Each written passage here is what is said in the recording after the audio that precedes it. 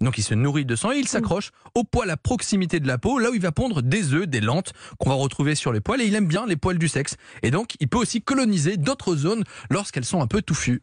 Alors, vu que vous avez l'air de le connaître très très bien, comment on sait qu'on en a? Enfin, c'est quoi Déjà ça se voit, c'est comme les poux, hein, c'est visible, ça se reconnaît d'accord. assez facilement. Et puis sur les poils, on peut retrouver des lentes un peu grises qui sont accrochées. Parfois elles sont même vivantes.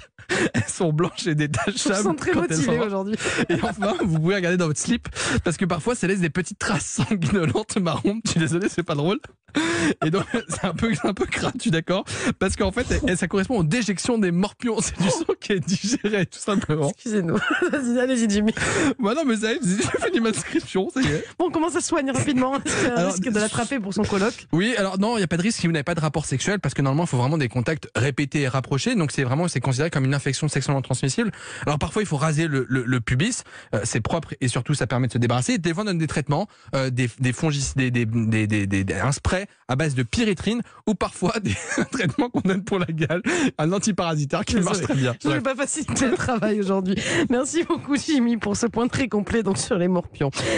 Merci. Si vous avez des questions, pardon. Comme qui vient de nous en laisser une, donc n'hésitez pas. C'est au 39 21, 50 centimes d'euros la minute. 15h, 16h, Sans rendez-vous sur Europe 1. Dans un instant, on va retrouver Catherine Blanc et sa chronique sexo comme tous les jours. Mais avant ça, on va écouter un peu de musique. C'est Louis Chédid. Ça s'appelle Si j'avais su.